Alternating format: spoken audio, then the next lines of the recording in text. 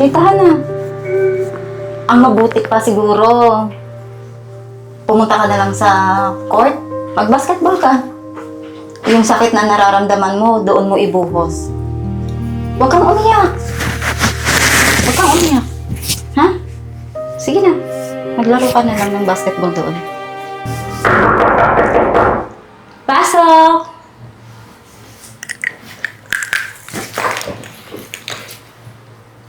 JB? Para saan to?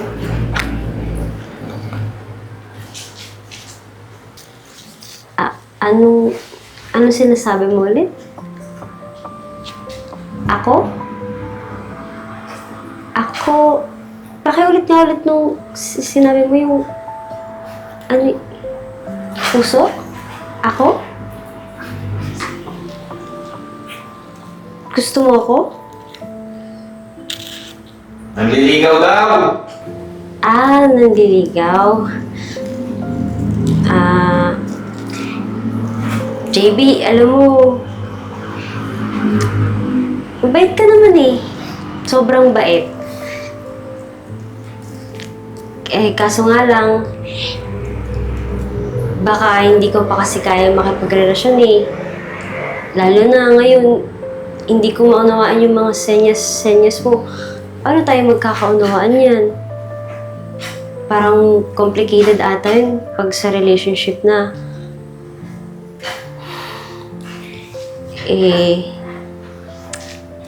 Mo, pwede naman tayong maging magkaibigan, di ba? Magkaklase naman tayo, di ba? Baka hindi lang talaga ako yung babaeng makakaunawa sa'yo. Study first din ako eh. Pasensya ka na. Sa iba mo na lang to ibigay.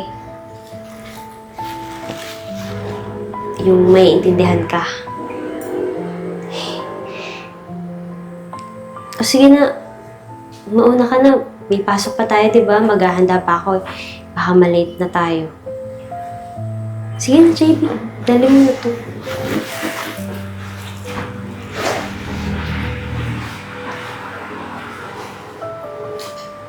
Ikaw sa mga ugali mo. Totoo naman pa eh. Ayaw mo nun. Malalagay ka talaga sa tahimik dyan. Literal na tahimik. Sige na, pumasok ka, bahid ka pa. Papa naman eh, mga asar to eh. Ang dami maliligaw yun pa. Nakapasok na ako. Yan.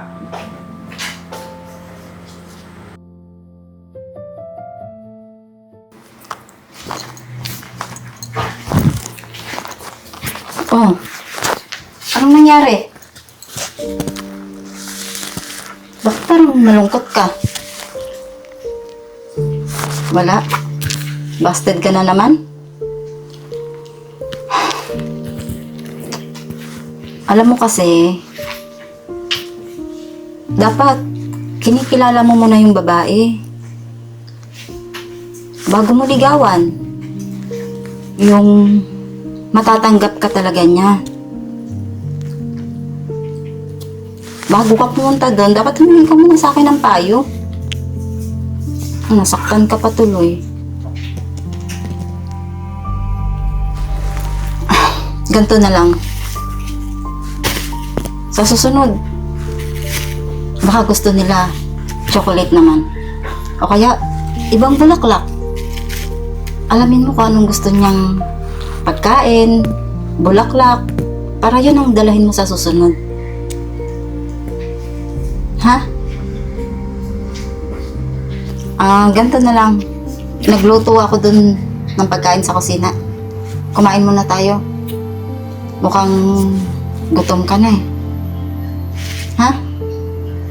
Oh, dalahin mo to. Lagay mo sa flower vase. Tara na.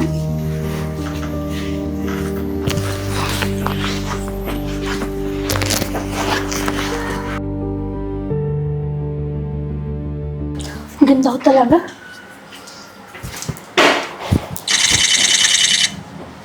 Kitang kawan.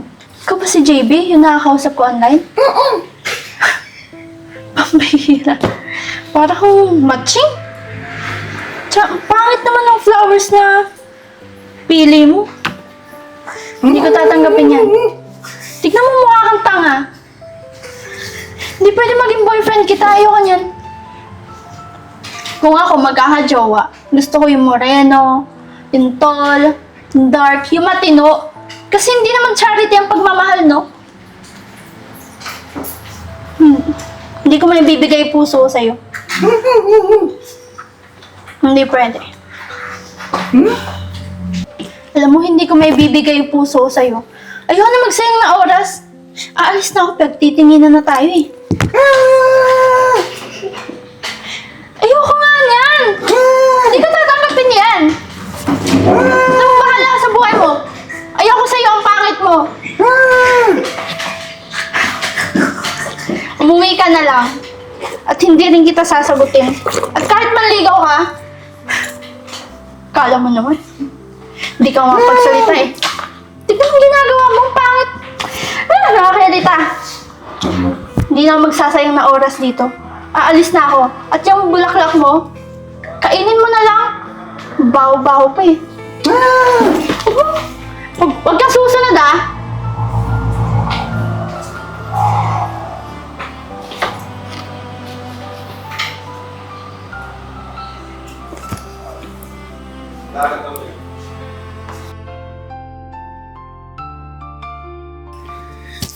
Ano, JB?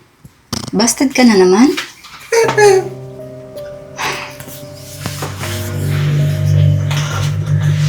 Alam mo, JB, hindi ka ba napapagod?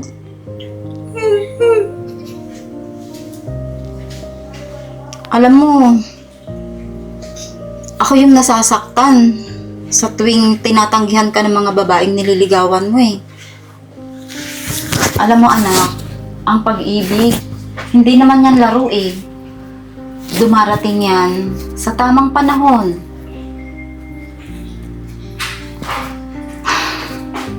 Alam mo ang gawin mo? Ituon mo na lang kaya yung attention mo sa ibang bagay. Hindi yung puro na lang sa panliligaw. Maglaro ka, mag-sport ka. Ano bang gusto mong sport? Ganon. Basketball? Basketball gusto mo? O pwede rin naman. Ganun na lang yung gawin mo. Hindi yung lagi ka na lang nanliligaw. Kasi ang sakit ng anak eh kapag tinatanggihan ka. Lalo, nakikita ko pa kung gaano ka nasasaktan sa tuwing pumapasok ka sa bahay na to. Hindi ko alam kung anong may papayo ko sa'yo, anak.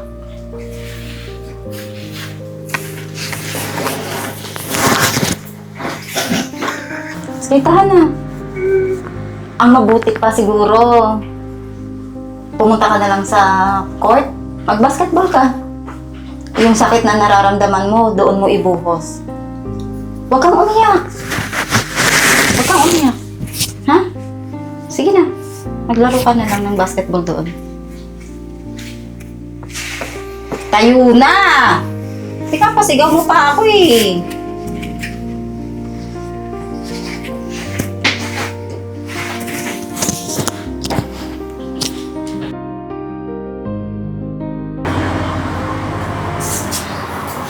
Dito ka na pala. Alam mo kung bakit kita pinapunta? Kasi, yung sinabi mo sa akin kagabi, sa message mo na gusto mo ko ligawan. Paano ko ba i-explain sa'yo? Kasi, alam mo namang magkaibigan lang tayo. Ayaw naman kitang saktan, pero ayaw kasi magsinungaling sa'yo. Diba? Gets mo naman ako siguro, diba? Tapos, ayun. Tapos, sa Valentine's, niyayaya mo ko mag-date. Ang kaso lang, nagka-date na kasi ako.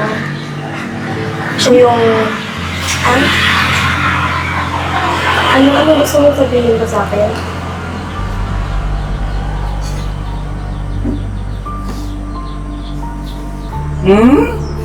Ako?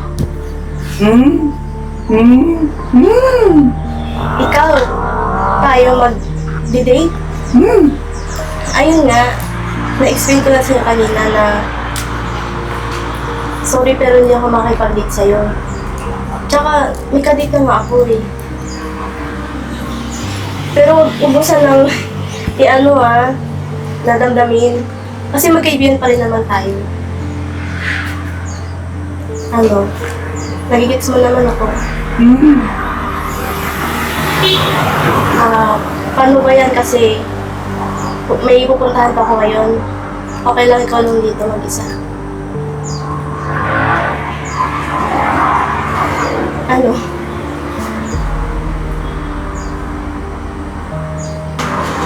Basta, huwag mo isipin na porque pinasip kita, hindi na tayo magkaibigan ha. Dito pa rin naman ako eh, bilang kaibigan mo. Hindi nga lang tayo. So, mauna na ako ha. Okay lang ba sa'yo? Pasensya ka na.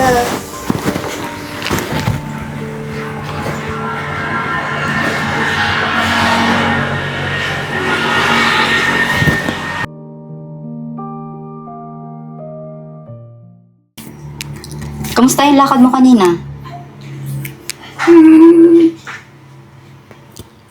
Wala pa rin. Busted ka pa din. Anong plano mo bukas? Valentine's Day na bukas.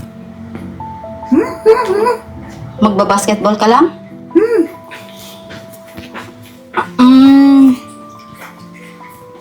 Alam ko na.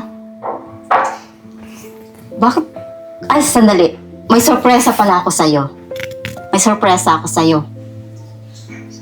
May sorpresa ako sa'yo.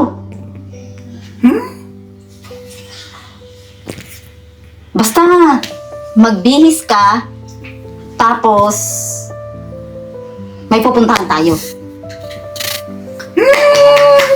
Ha? Okay, sige. Mauna ka lang sa taas, magbihis ka na. Ha? Tapos, aantayin kita mamaya sa sa labas. Ha?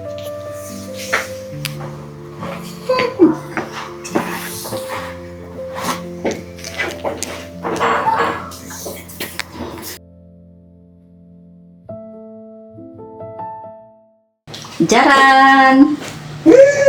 Ito yung surprise ko sa'yo. Dito, upo ka dito.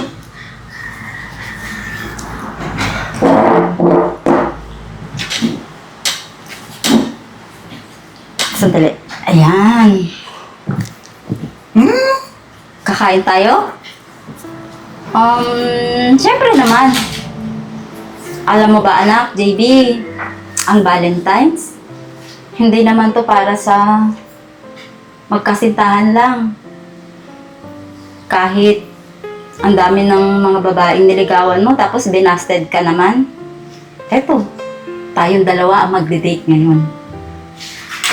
Kasi, urong nga, upuan mo. Masyado ka malayo. Baka mahulog ka dun. Kasi alam mo ba, hindi mo naman kailangan yung diretsong pananalita para magustuhan ka ng taong gusto mo rin o minamahal mo. Ang importante doon, kung ano yung nasa puso mo. Oo, kung ano yung nasa puso mo. Alam mo, sa totoo lang nga, nasa iyo naman na lahat ang katangian ng hinahanap ng isang babae. Ewan ko ba kung bakit hindi nila makita. Pananalita lang naman ang wala sa'yo. Katangian na tall, dark, at mabait. Alam mo ba, sa totoo lang, yung katangian na yan, street yan dati sa lugar namin nung maliit pa ako. Mapagbigay, malambing, masunurin. Nasa sayo na ang lahat eh. Bakit hindi nila makita yon?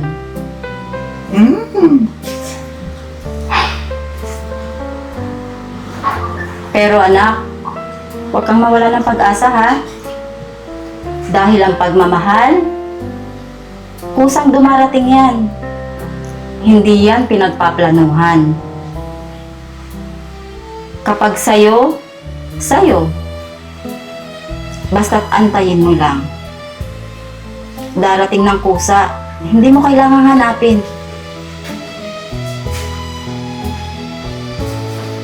Ano? Okay ka na ba? Tumawa ka naman. Tawa ka. Yan. Yung masaya. Kasi tayong dalawa magka-date ngayon eh. Di ba? Kapag ka-date mo yung mama mo, dapat masaya ka. Happy Valentine, anak!